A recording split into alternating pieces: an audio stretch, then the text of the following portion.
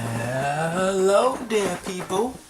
So today on the book club, welcome back by the way, we're going to be reading a little bit from this book I'd like to call, or that was called, I didn't name it, Ricky Gervais and Stephen Merchant sent An Idiot Abroad.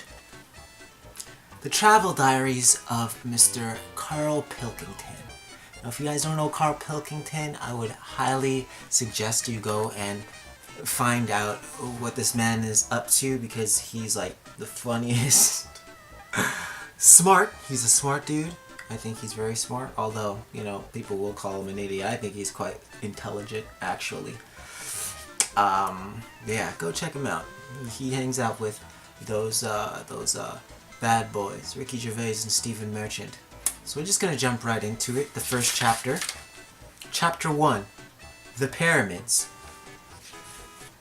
Friday, 17th October. My Seven Wonders experience started today with a trip to get my injections. I have never had to get an injection to go on holiday before. I don't tend to go to extreme places normally. I like my holidays to be the same as being at home, but in a different area. The time we were in the Cotswolds and could only get whole milk instead of semi-skimmed was almost enough to make me turn around and go back home. So this was going to be a challenge for me. I was booked into a clinic off Tottenham Court Road in London, which seemed a bit odd, as this area is mainly known for its electrical shops. It would be like going to Chinatown for a curry. They told me I had to have 6 injections.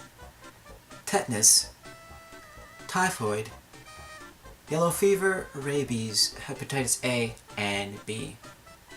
I asked if I could have the injections in my arse, as I have just moved house and I need to be able to use my arms when they deliver my new washing machine. I'm guessing this isn't a problem Michael Palin had ever had to worry about. The nurse said she had never been asked to put injections into an arse cheek, and said I was worrying too much and that my arm should be fine. She gave me the jabs and said I was covered for every worst case scenario, including being bitten by a dirty chimp.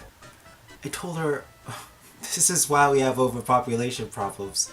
Why are idiots who annoy dirty chimps being protected? Saturday, 18th October.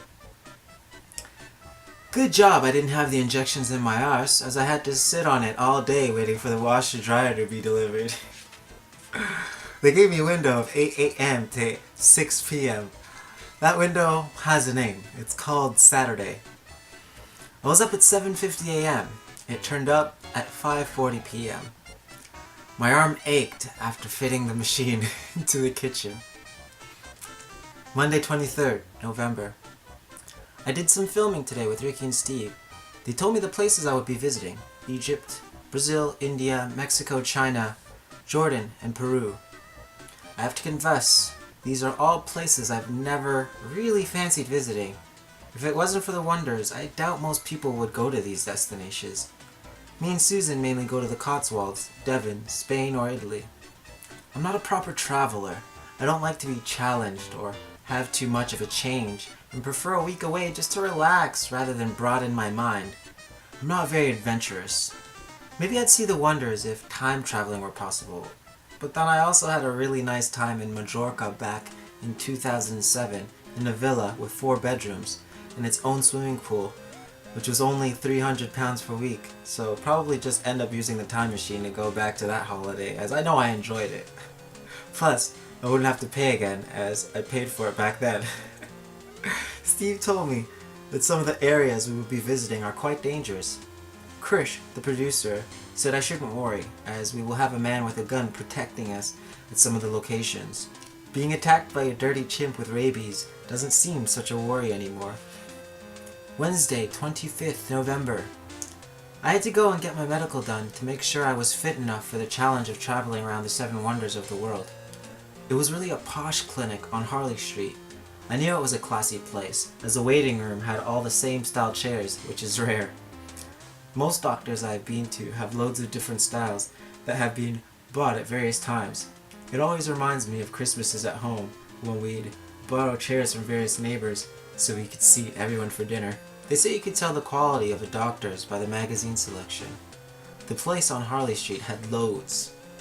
They had every magazine you could wish for, and some that you wouldn't. One of which was Boys, a gay magazine.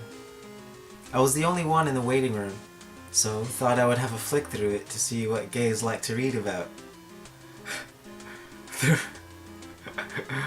There wasn't much reading to be done, as it was just picture after picture of half-naked men, mainly the lower half, dressed as mechanics, farmers, and plumbers, with their tackle out.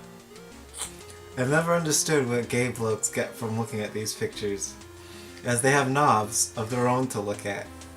Other than the pictures, there was the odd bit of text that was always a pun on the knob or bullocks. The main one I remember was Sakako. The puzzle was exactly the same as Sudoku, just with a knob twist to its name. I had my medical.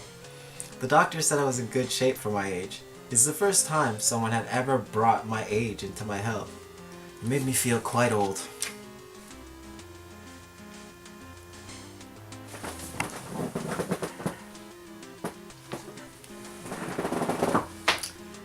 And that's where we will end it for today's issue or episode of the AFM Book Club. I hope you enjoyed that little snippet from Ricky Gervais and Stephen Merchant, Sent an Idiot Abroad, the Diaries of Kyle Pilkington. Sorry, not Kyle. I always used to think that because of the accent back in the day when I just started listening to the Ricky Gervais podcast, that they were saying, Kyle, Kyle, Kyle, oh my god, Kyle, Kyle. But it's Karl. It's Karl Pilkington. So if you want to check out this book, or if you're a fan of Karl Pilkington, I believe he has a show that's like out right now. I think it's called Sick of It. So check that out. And if you want to check out this book, head down into the description and click on that Amazon link to go over to Amazon and check out this wicked funny book that had me laughing in the tube on my way to work and stuff.